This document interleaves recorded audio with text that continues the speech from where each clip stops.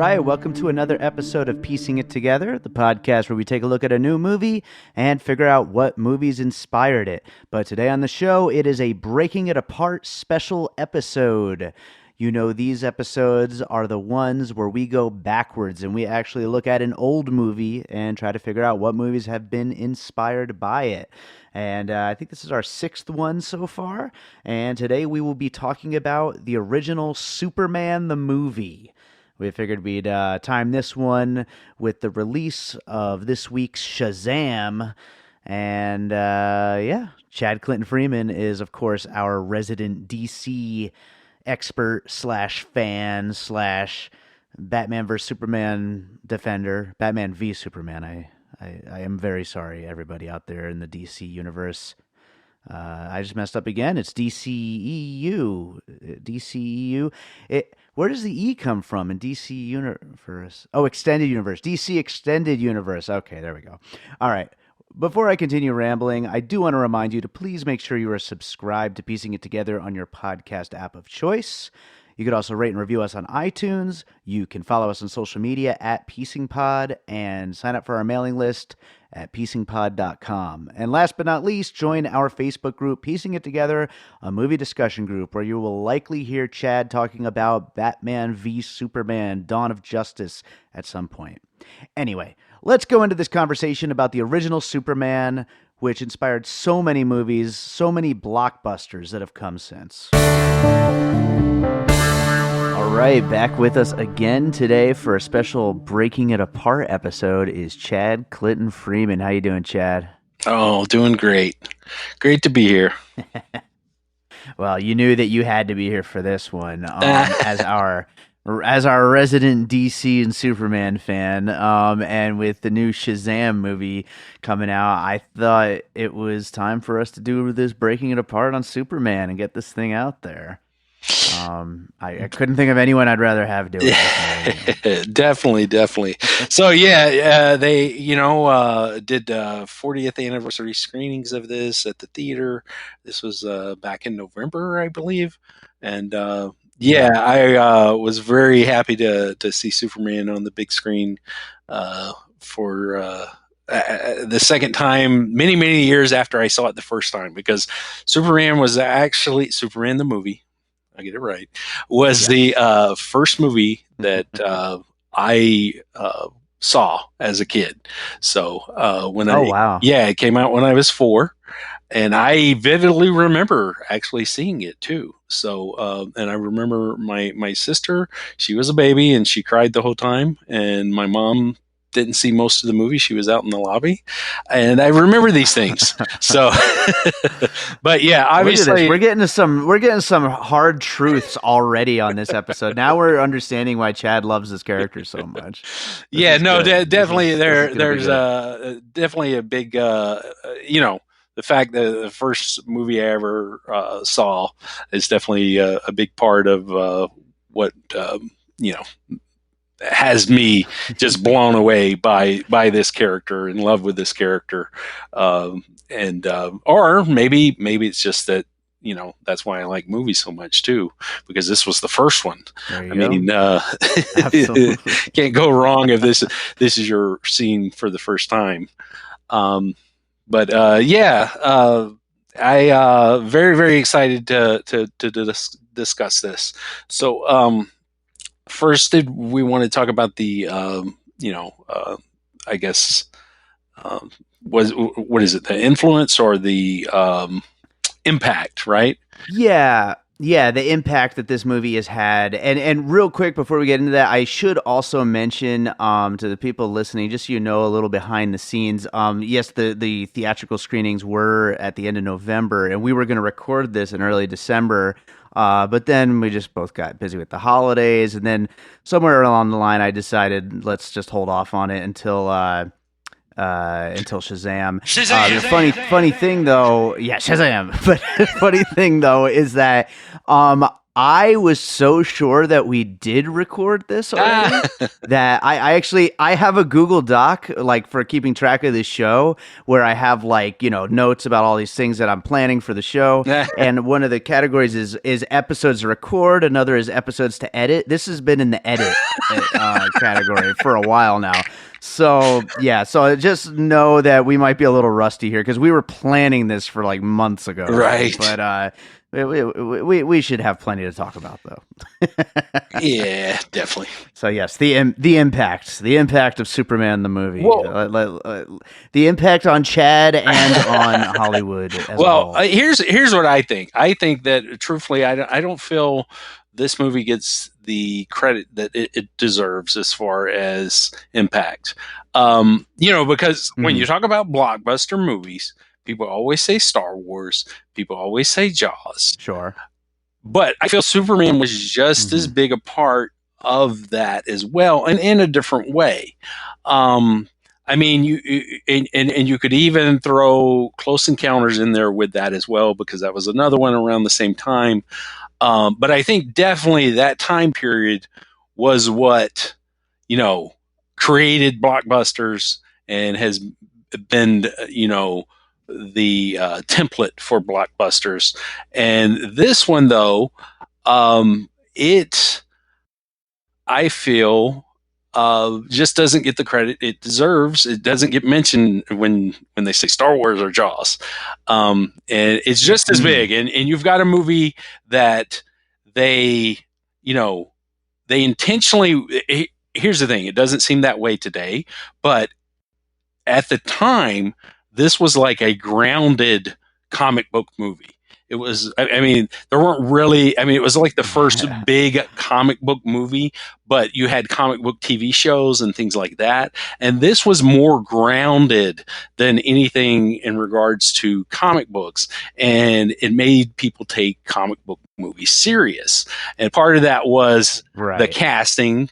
Of course, you got Marlon Brando, Gene Hackman, and Gene Hackman is just so goofy in this movie, though, even though he is, a very respectable actor. They intentionally wanted to have people take the movie serious, and so at the time it was like so groundbreaking in that regard. Of here's a movie about a guy that can fly. Which at the time, you didn't have that in every other movie like you do these days. And then you had like respectable actors in it. And, you had the guy that wrote The Godfather, who he's the one that did the script for this, or at least the original script, which from what I understand, the original script was like 300 pages or something. But, so there was like this respectability brought to it. And then also, they shot the first one and the second one at the same time. And so they were intentionally building a cinematic universe. They were intentionally building... I did not know that. Yeah, they were intentionally building sequels. Yeah, that's why the beginning doesn't make a lot of sense with the rest of the movie, So, in a lot of ways, as far as just superhero movies in general, and then also as far as blockbusters, and especially as far as any, cinematic universes, I think that they all have, this movie to thank for that. So... it very, very, I think, impactful in that regard. Yeah, I agree with all of that. And I do think it's funny, like, before we start jumping into some of our movies that we think were specifically influenced by Superman, I think it's funny the tone of this movie, just how all over the place it is. I think, it's... And I think that we see that a lot in a lot of blockbusters that have come since then, like where these movies are trying to balance comedy with fun, with adventure, with excitement, with and it's just so jokey at times and just so ridiculous, and that's something that people are constantly arguing about nowadays about Right. where how they Exactly. want their superhero movies. What Right. do they want? Well, Superman did them all. Superman Right. did everything all in one, and Exactly. No, it truly did. And yes, you're right. You're right. Like the tone of this one, it was also, I think, a huge thing because again, you think about blockbuster. So think about Star Wars. Think about Jaws. Think about the tone of those movies, and then think about blockbusters. When you think blockbuster, and then you think The Rock, and you think Bruce Mhm. Willis, and you know what I mean, like all these great people, Arnold Schwarzenegger, these great heroic, blockbuster stars. Their movies weren't like Yeah. Jaws or Star Wars. They were more in line with this one. Yeah. Yeah, more in the Exactly. the Yeah. fun and the jokiness. So no, definitely, you definitely nailed that with that impact there. So Well, normally I throw it to my guest for the first puzzle piece, or which we still haven't figured out a good word for puzzle pieces for breaking it apart episodes, but we're going to keep calling them puzzle pieces for the time being. But I would like to take the first one on this go right one, ahead. um, because I was quite frankly shocked that this movie was over 2.5 hours long. Mm. So my first puzzle piece is every 2.5 hour blockbuster movie. That the fact that they would have the audacity to make these movies this long is insane. And it all comes back to Superman, I guess.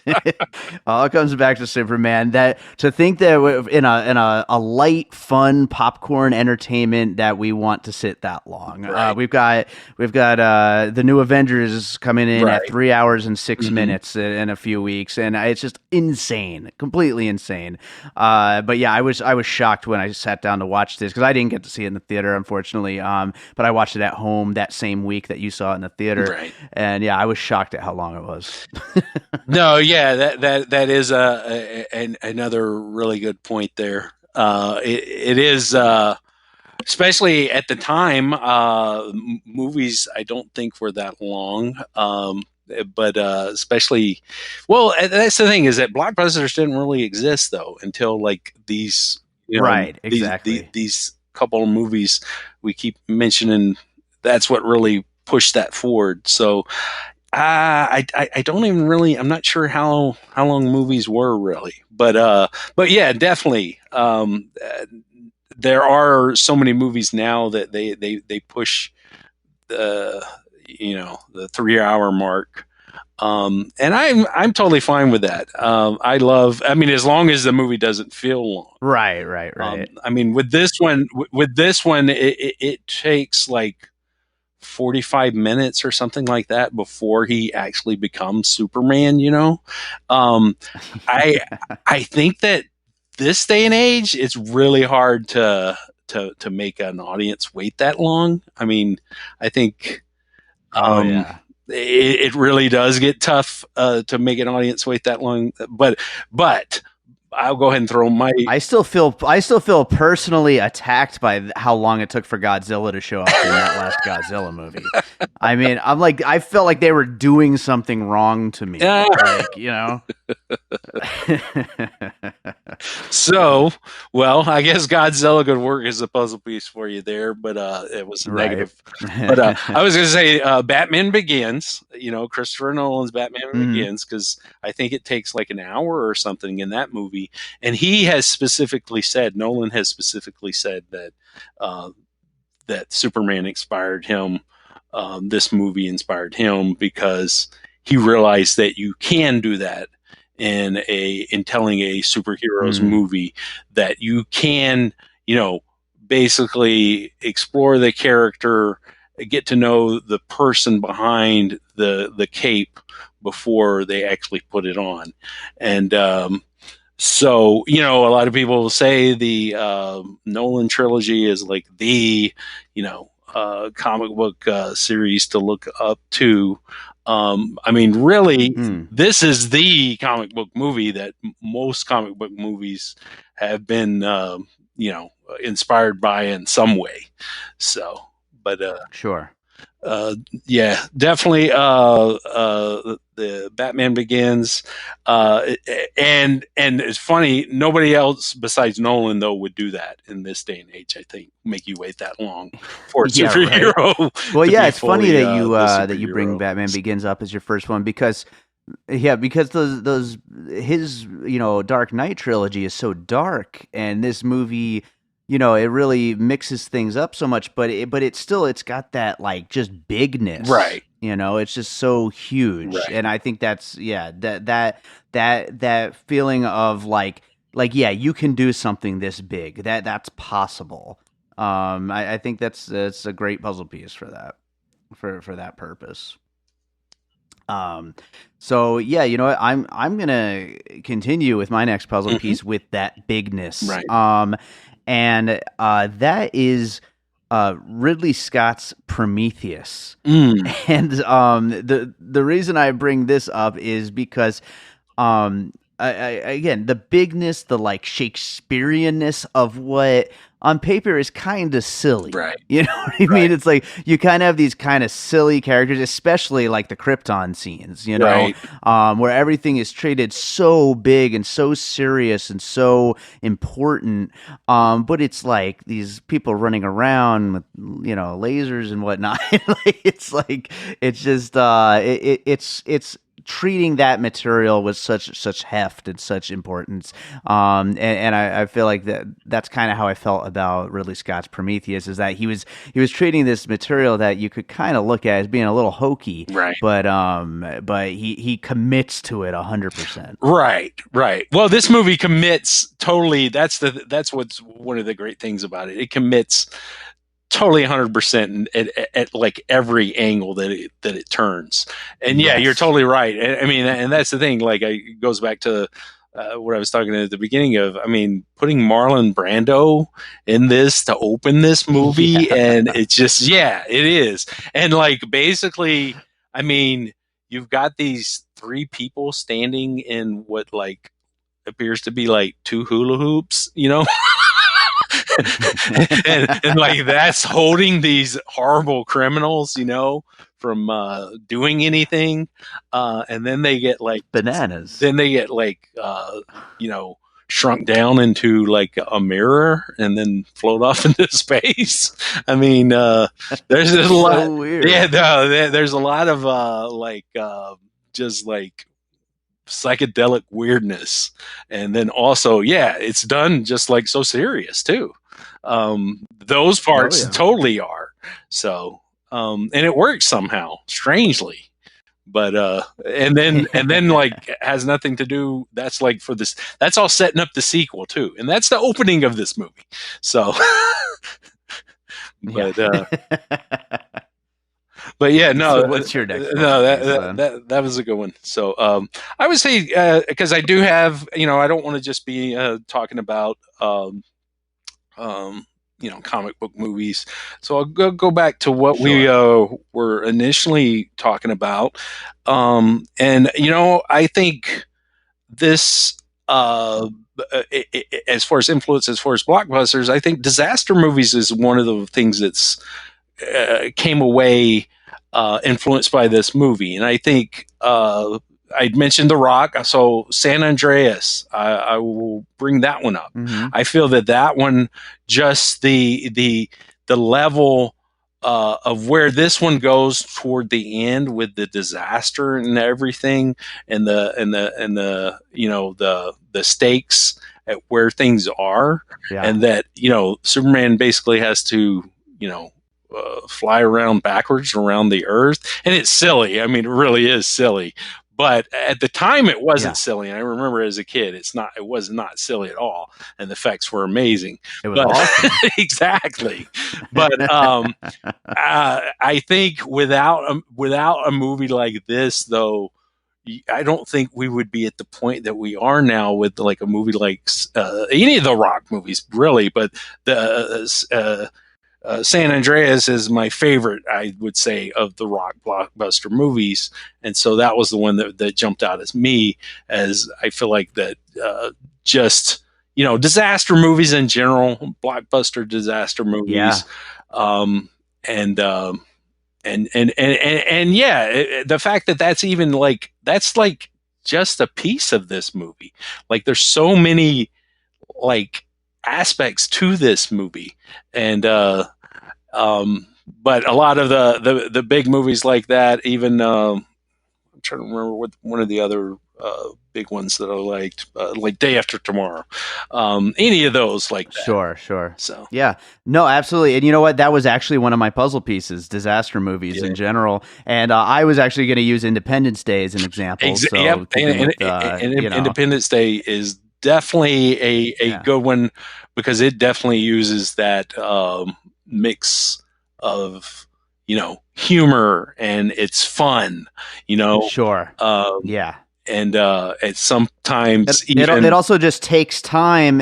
It takes time to just break away from the rest of the action to just show disasters happening for like 10 minutes at a time, which I think it was like a solid 10 minutes, the disaster scenes in Superman. Right.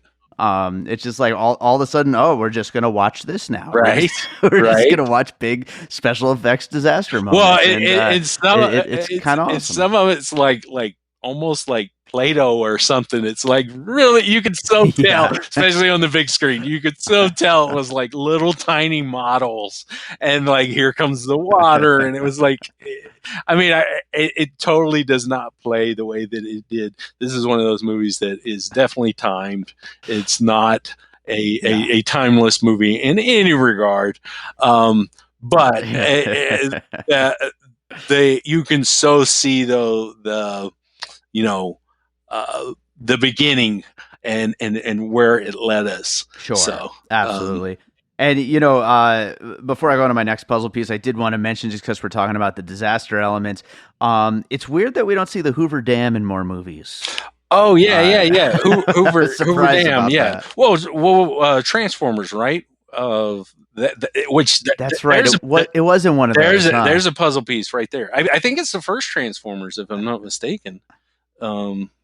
I think you might be right. Yeah, I haven't seen that since the theater, but I think you're right though. Yeah, Transformers. Yeah, I'll add it to the list. Why not? Well, Transformers 1, yes. So my next puzzle piece, and you were starting to touch on it a little bit earlier, like with the people trapped in the mirror and all that weird psychedelic stuff. I was going to bring up Pink Floyd's The Wall and Tommy's and The Who's Tommy. Nice. Which they were both kind of inspired by 2001, I think. But I was specifically going to look at them because, I mean, they just went all out with just like ridiculous over the top visuals. And Superman, I was surprised there was so much of that psychedelic stuff during the space moments. Right. But yeah, they really went with lots of really crazy cool stuff like that. No, definitely. And again, it's so amazing though to see where we are with special effects, and to that's really cool to me to go back and watch a movie like this, and just to see that this was, it wasn't quite as good as Star Wars at the time, but I mean, it was pretty much top of the line. I mean, outside of Star Wars, there wasn't much else that topped this. And now to look at it at how silly most of it is, it just shows you how long things have gone and how good things have become. No, it's really amazing. Yeah, absolutely. But some of those visuals are cool just for being what they are. Oh yeah, because they're just so inventive. Totally. They're so inventive and weird. Right. Yeah. Yeah. So, I mean, the opening credits for this movie are so cool. I mean, they really, really are. Oh yeah, they were great. Yeah. They were great. They were really cool. And it's totally, you can totally feel the effect Star Wars already had on this one, because I think Star Wars came out just a couple of years prior to this one, but you can already feel the Star Wars imprint that had already, because that they were like, okay, let's make the credits Star Warsy somehow, and then that's how they came up with that. I mean, even the theme song is in line with what John Williams was doing with Star Wars as well. So going backwards, but yeah, I'd say Star Wars is a big influence on this movie. So, what do you got for your next puzzle piece? Well, I would say, and again, this is kind of going back to what we were already talking about with blockbusters, but I would say that I feel like this was a big influence on the big budget comedy sci-fi, blockbuster movies like Ghostbusters, for example. Just the fact that you blend all of these, just fantastical elements, and then also you have seemingly like realistic people for the most part. There are some really cartoony characters in this, but you've got realistic characters, you've got realistic like relationships, and you've got just again bringing it back to that this was a grounded movie, even though it was a fantastical movie and it also was a comedy. And I think that is a big influence on a movie like Ghostbusters. And of course, there are, a lot of other movies around that same time. Like Back to the Future. And then later on, something like Independence Day really, I think, like set the bar.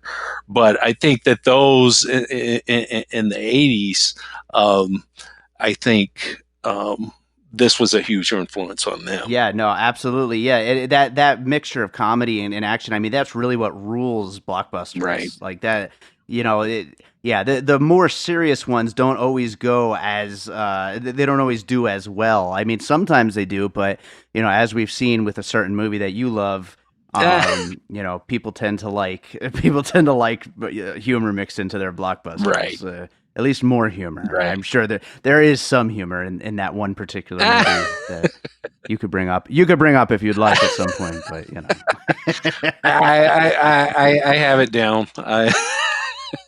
Okay, good. We all know it's coming. Well, I'm going to for my next puzzle piece go with a different superhero movie. I don't have many superhero movies on mine, but and this is one that Chad did not like. That is Deadpool. And the reason why I wanted to bring up Deadpool is because towards the end, once Clark Kent is finally kind of come out and he's like winking at the camera after catching the bullet. I mean, it's just that kind of self-referential humor of like, you know who I am. Right, you know what I mean? And I felt like, they take a while to get there, but once they do, he's like, he's almost like playing with the audience in a way. Right. And back then, they certainly weren't ready to go all out in the way that Deadpool does, but they were playing with it though. They certainly had meta elements in mind. They maybe just weren't ready to commit all the way yet. And then eventually you get to 2016 or whenever the first Deadpool came out, and it's like, oh, okay, they're just gonna do it the whole freaking runtime, right? No, yeah, I agree with you there. Totally. I do. I do see that. That's the thing is that I think, that kind of goes back to comic books, certain, not graphic novel comic books, but comic books. I think the, kind of a winking and letting the audience know that the character's in on everything as much as the audience is. I think you're definitely right about that. It is kind of funny though that it took that long to go full blown like Deadpool. When you did meta comedy is something that people have like, it's been there in Hollywood for a long time, but it's like people are always like scared to use too much of it, right. And they just kind of blew the doors off it recently. Right. And it's something that I think is kind of been leaking into the Marvel movies. But just little by little. So yeah, absolutely. All right. Well, what's your next puzzle piece? Well, I'm going to go with okay. One of the things that I realized in watching this movie again, I will admit, I saw where Zack Snyder had failed in his Superman trilogy. And what makes this movie so good and is just like, I think, well, there's many things that are really great about it, but the really stand out is Christopher Reeve, and what it is about him is the fact that he actually pulls off Clark Kent as an actual character and Superman as a different character that you actually believe, like you can believe, you buy into it in watching this, that people would not see that it's the same guy. I mean, because you totally have distinctly two different characters. You really do. Of course, obviously they look the same, but I mean, just the way he talks, the way his mannerisms, the way he carries himself, totally different. So I was trying to think about movies that do this and actually have you believing it. And I thought of Primal Fear, which is a movie with Ed Norton and Richard Gere, who's the lawyer that's defending him, and you basically got him playing the lawyer and playing the audience, into believing them as one as something that they're not necessarily, and then at the same time, Split, because Split, James McAvoy is able to pull off playing this character who actually has all of these different identities, and you're actually able to buy into that and believe that. When I watch Superman, I believe in Clark Kent just as much as I believe in Superman, and that's something that Snyder really did miss the boat on. It's with Snyder's movies, it's very much just Superman wearing glasses. And it's like, so in this way, at least there's a silliness to it still, but I feel like it is totally just believable because I think he acting wise, I think Christopher Reeve does an amazing job in this film. I really do. He sells both characters as two different characters.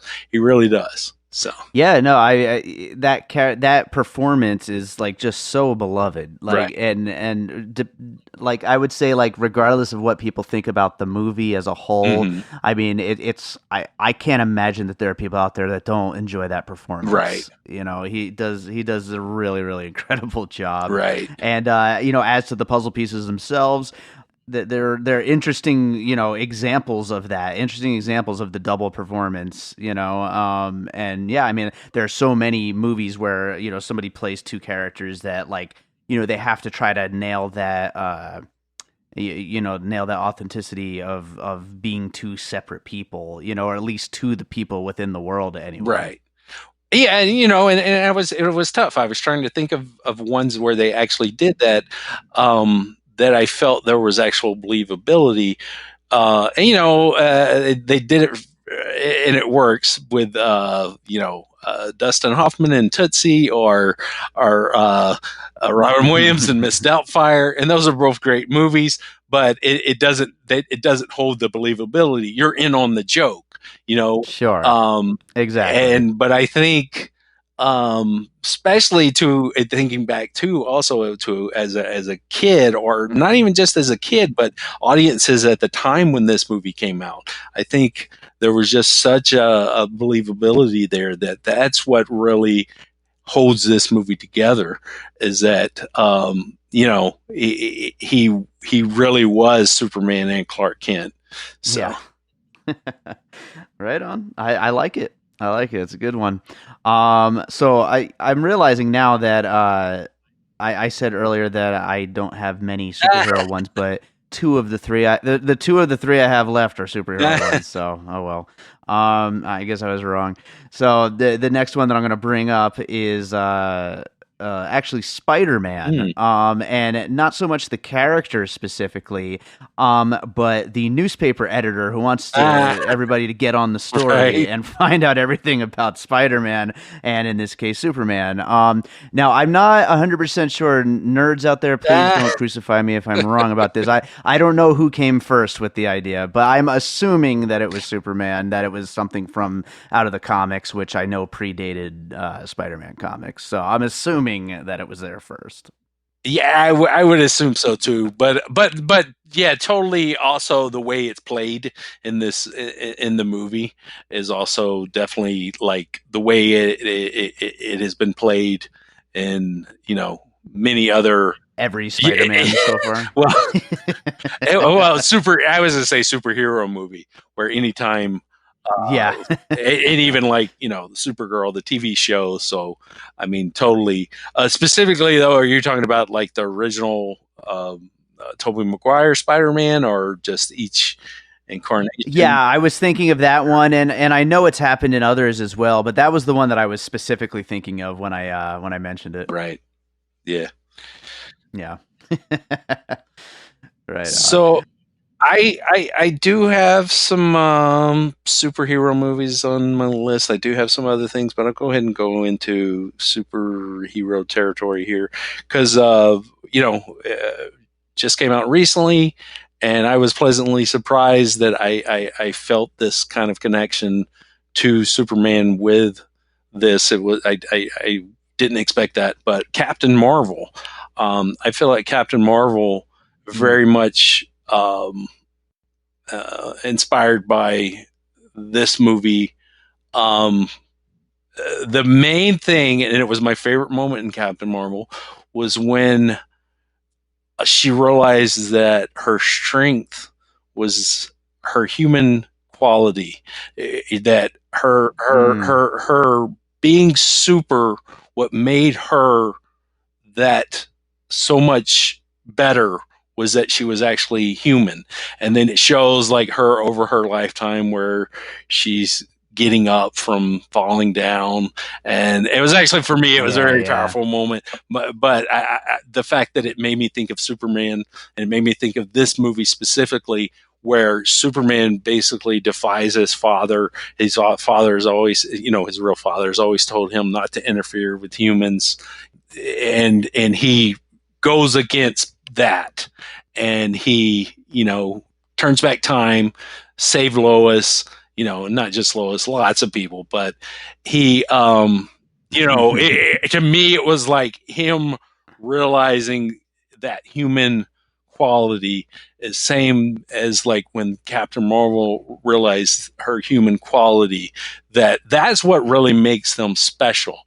And I mean, that's the things I think about Superman all around. What makes him so special is that, yeah, he's got all these great, abilities, but, he was raised as a human.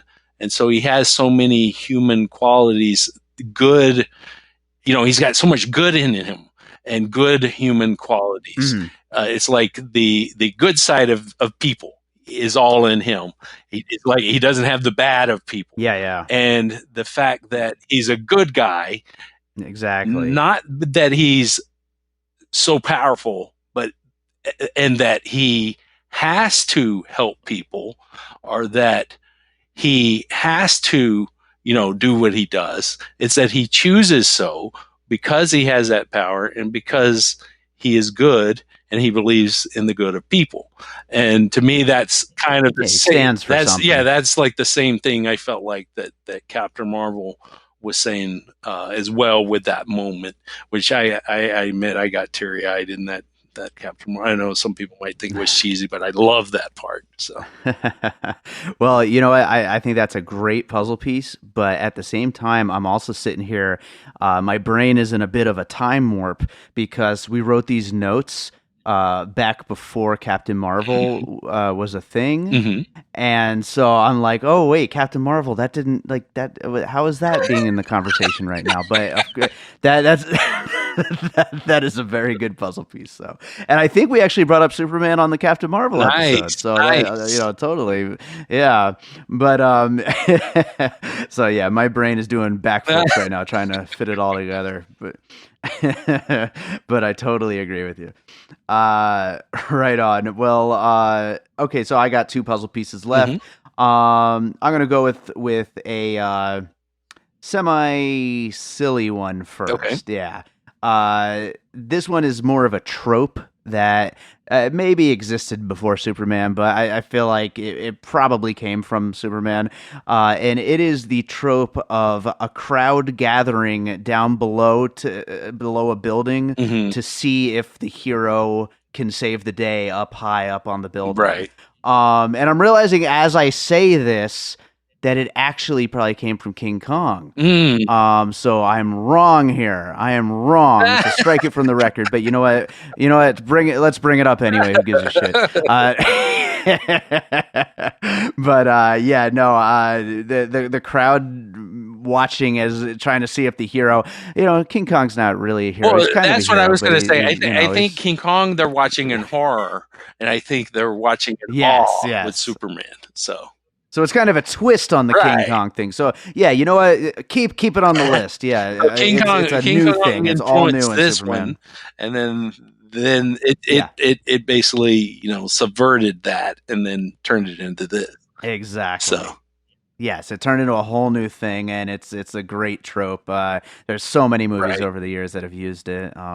So yeah, no, Die Hard. So many right. things. But No, but yeah. yeah. So what's your next puzzle piece? Well, let's see here. I'll go more offbeat again because again I think so many different ways I feel that this movie influenced um, you know movies in general, not just Hmm. blockbusters, but well, I guess this would be blockbusters, but the different kind of blockbusters, and that's actually romantic comedies. I feel like that this was a precursor to romantic comedy, especially the way as we know romantic comedies. And I think this very much there's great chemistry between Superman and Lois Lane, and I think the moment where he flies to come see her and then he takes her fly around the city, there's some really cheesy and even kind of psychedelic stuff going on there, but the chemistry between them, the just the how they hit it off. And I mean there's almost like a When Harry Met Sally kind of thing going on, or even like a Pulp Fiction, Vincent Vega and Mia Wallace moment.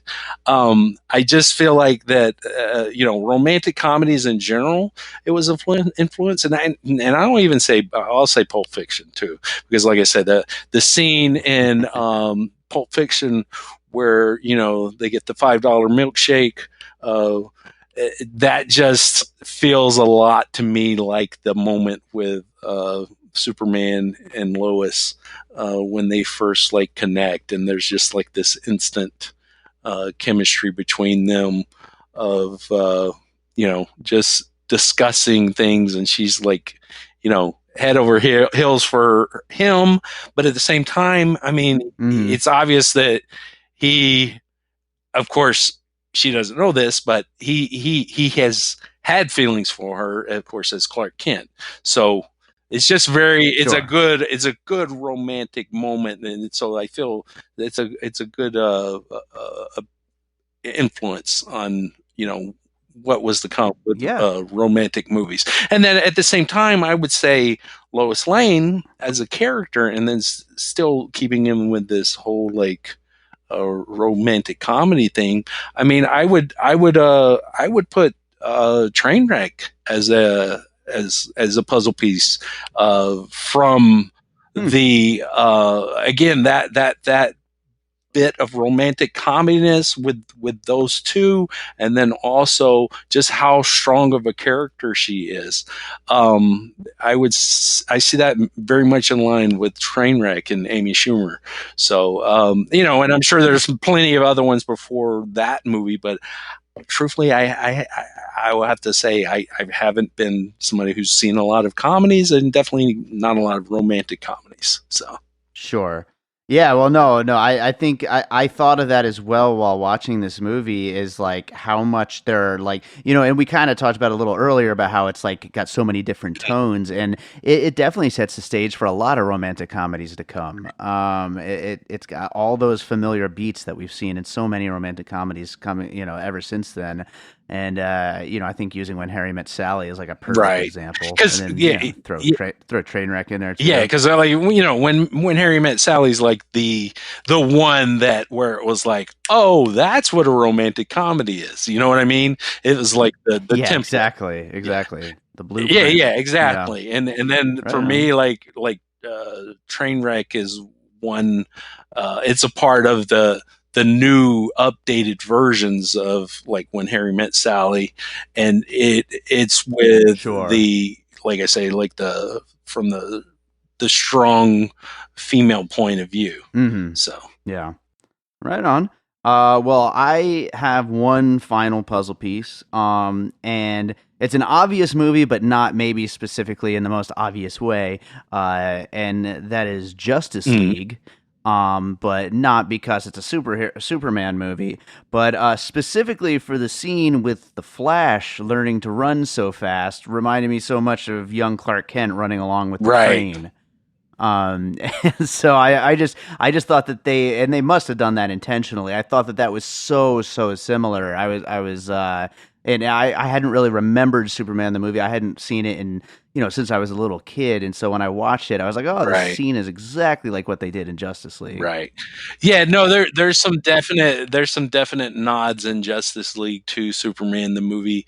Um the the moment when Superman actually returns and he's outside and you've got the sun in the background and it's like you see the open field and he's wearing like a plaid shirt and it's a lot visually like the moment when basically after her the father's died and he's talking to Martha, not the best Martha, but and he's actually wearing plaid and they're out in the field and he's telling her about how he's going to go off you know but yeah, definitely. I mean you could even not just like Justice League and the Flash, but you could even go with Forrest Gump even as a puzzle piece in regards to the train scene, and the train, Yeah, and right. again, tonally, it plays a lot in line with either one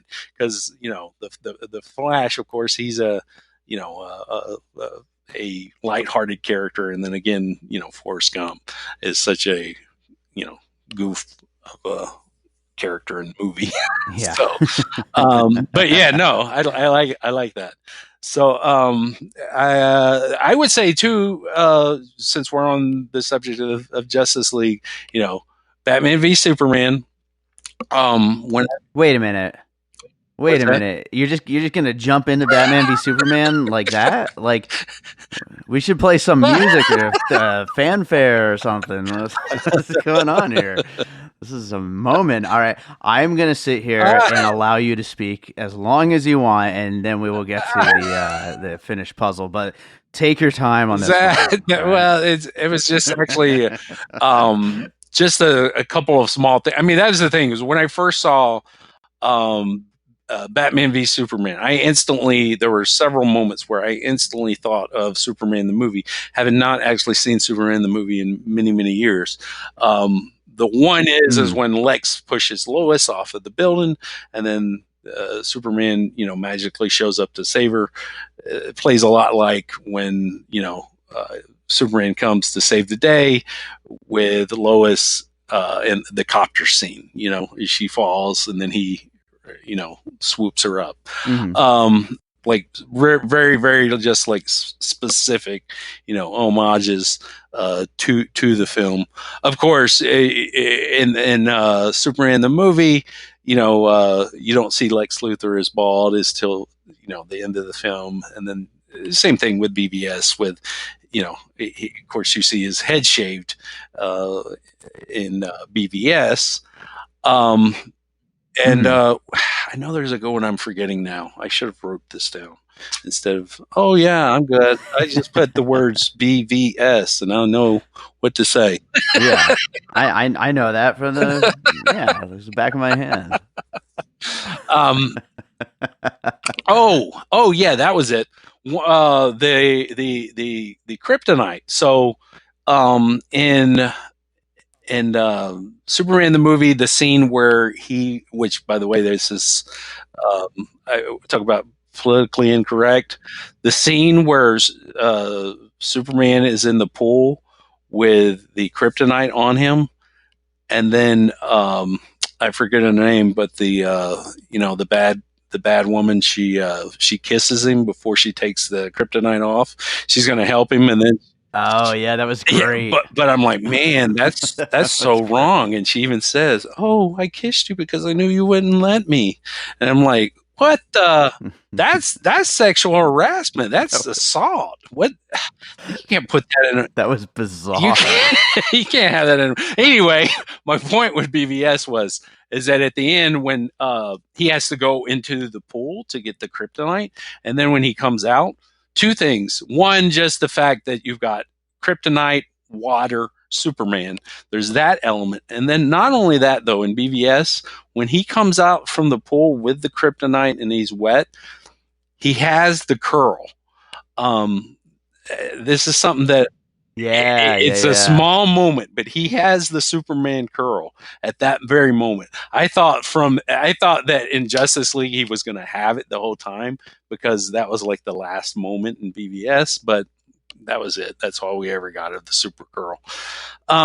So anyway, truthfully, that's about all for BVS because I mean seriously, like tonally and thematically, they're very, very, very different movies. Now, the one, though, that is very similar to me, and that's Wonder Woman. And of course, Patty Jenkins has even admitted this, that she loves Superman the movie and that she definitely basically used it as an influence for Wonder Woman. But which is interesting because you've got the two women superhero movies, and they're the most like Superman the movie than any of the male superheroes of today, or at least I feel that's interesting. No, it is. It is. Yeah, that's a good point. That's a really good point. So I feel like the way Wonder Woman,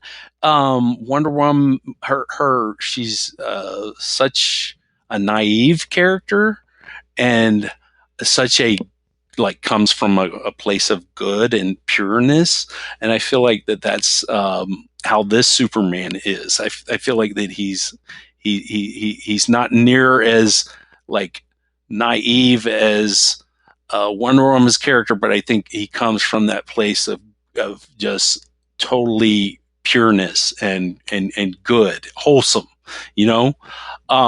but at the same time, and this kind of goes back to the whole meta thing too. You've got the moment of him getting dressed, and then he goes to the telephone, and it's not a full telephone booth; it's like a half telephone booth, which is the way all telephones were. In moving forward, society went totally away from telephone booths. But he goes to change. I forgot about goes that to moment. change. That's great. And it's what am I going to do here? I don't know that moment there. It just feels like there are a lot of moments in Wonder Woman that just kind of have that silliness and then that wholesomeness, like her with the ice cream. I don't know. There's just this like very like I would say good naturedness, and that's how I feel like with Wonder Woman.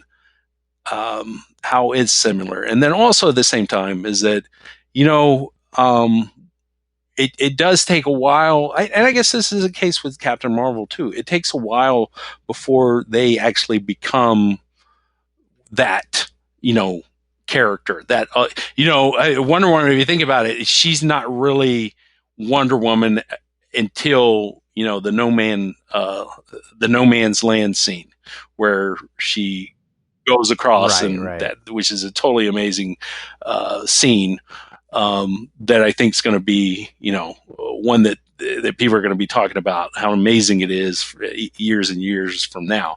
But I think Sure. very much it had to build to that point, and very much with Superman, it has to build till it gets there.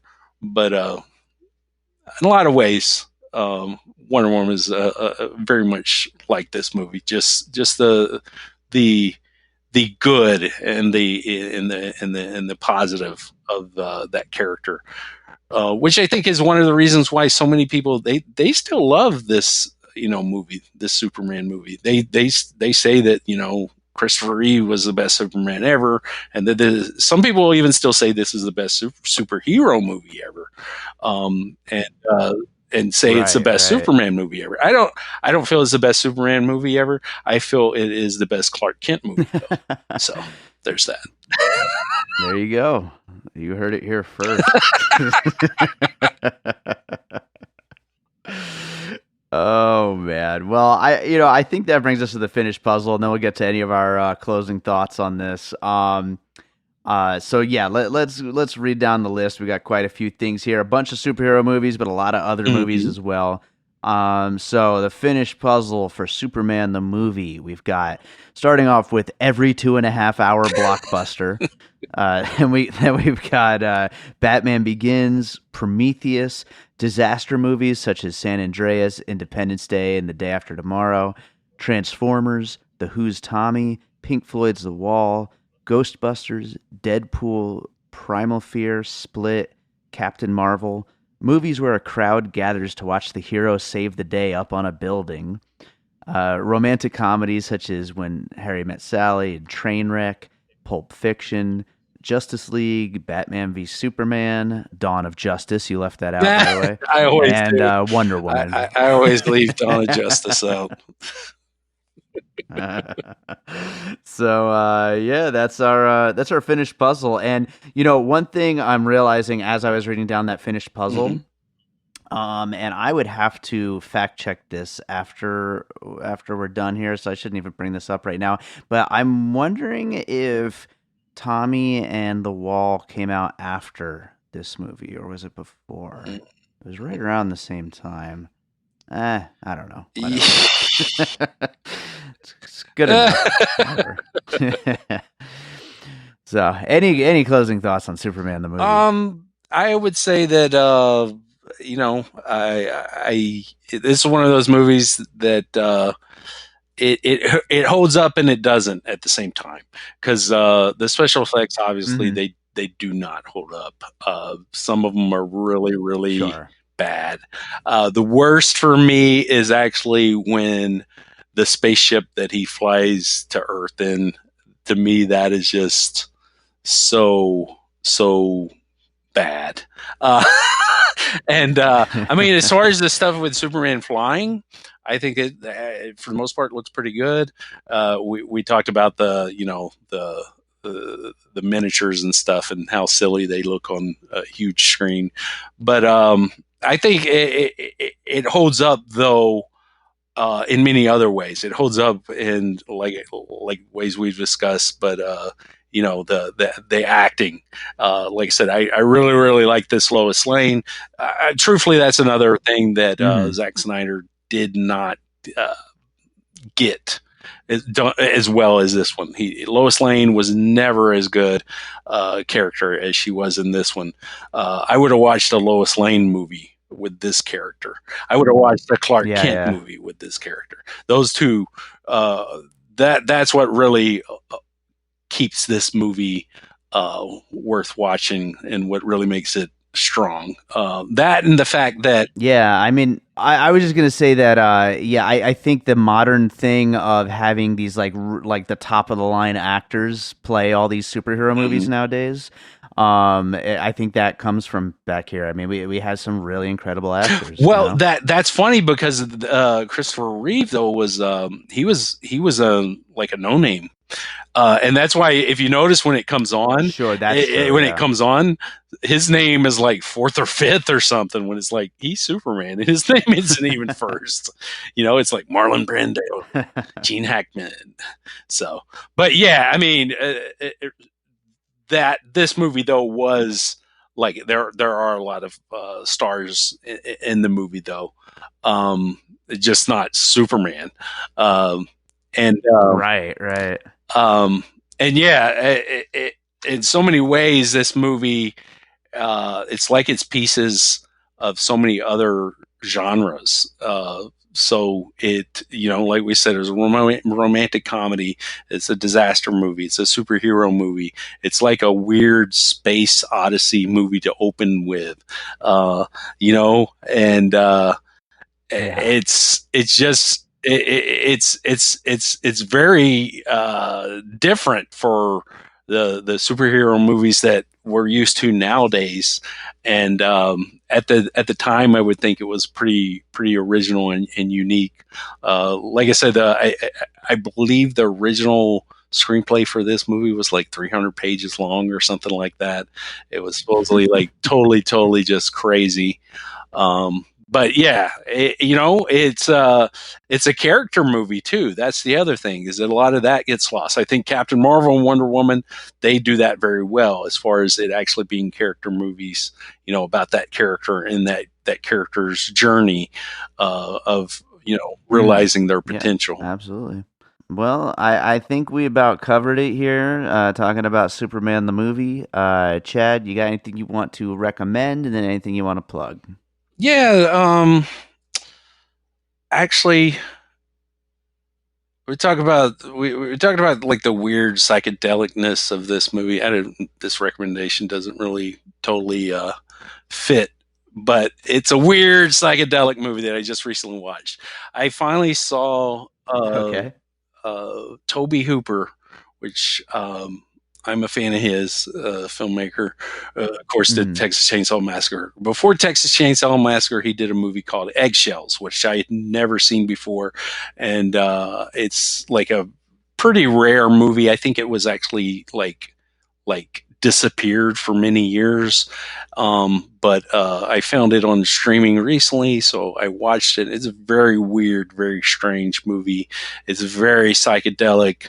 It's just basically these people in a house in Austin, Texas, and it's kind of like, is there something supernatural going on, or are these people just stoners that are having orgies? And I don't know. It's just a strange movie, and I just watched it. And it's not that I even liked the movie, but I thought it was neat to see something. It's like Uh-huh. such a it's like you know fresh air in a way. It's like, because it's just so bizarre and so different from what I normally am seeing lately. And the fact that Yeah, yeah. I could see early like Chainsaw Massacre elements in it, I thought was neat. And just I would say, definitely people that like cinema that kind of challenges you a bit, and then also people, if they're fans of Toby Hooper, definitely watch it.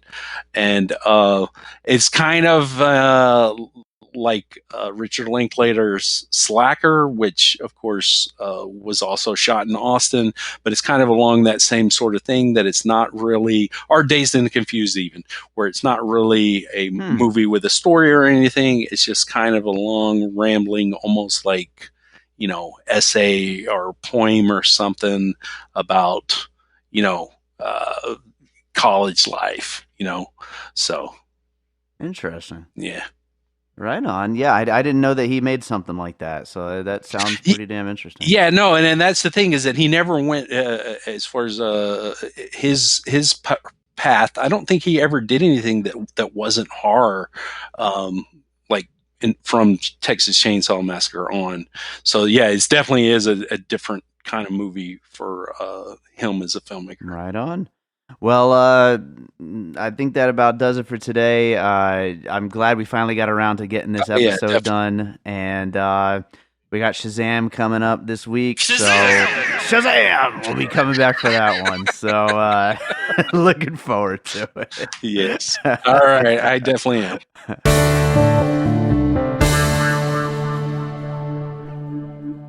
Hey guys, Taylor here from cultureofgaming.com's Power Up Podcast. The Power Up Podcast is the podcast put together by the staff of cultureofgaming.com, a gaming news, review, and opinions website. The staff comes together each week at 3 p.m. Pacific Standard Time on twitch.tv/cultureofgaming to discuss all the latest gaming news, trends, and latest content on the site. And if you're looking for more places to check out the podcast, head on over to Twitter at cog.net and check us out on Facebook, where we are at facebook.com/cultureofgaming and facebook.com/poweruppodcast. We hope to see you guys come over and check out the show. All right, that does it for today's episode of Piecing It Together, a special Breaking It Apart episode on Superman the movie. Thank you to Chad Clinton Freeman for being here, and I hope you all enjoyed it. We ran into some behind-the-scenes trouble, technical issues, and so it was a pain to get edited, but you know what? I think it came out pretty good. We will be back with Shazam this week. This is like a DC week for the show. So make sure you are subscribed to Piecing It Together on your podcast app of choice. And you could always rate and review us on iTunes, which would really help us out. You could also sign up for our mailing list over on piecingpod.com or just follow us on social media at piecingpod. That's all people do nowadays, right? Social media. No one goes to websites. You should go to my website, our website, whatever. You should be on the mailing list because we've got some new contests coming real soon. And you got to be signed up for that mailing list in order to get in on those contests. So you should go to piecingpod.com and sign up. I'm not going to send you much. There's a weekly newsletter that says what the new episodes were and if we wrote any written reviews on the site. And that's basically it. I might once in a rare while, like if we decide to do a live show one of these days or something, I might send out a mail, but that's it. So go sign up. And also join our Facebook group, Piecing It Together, a movie discussion group. And you know what? I don't say this enough. It says it in the show notes, but I don't say it out loud enough. Go to the movie theater and watch some movies. There's so many great movies out right now. We've got so many episodes in the works because of all these movies.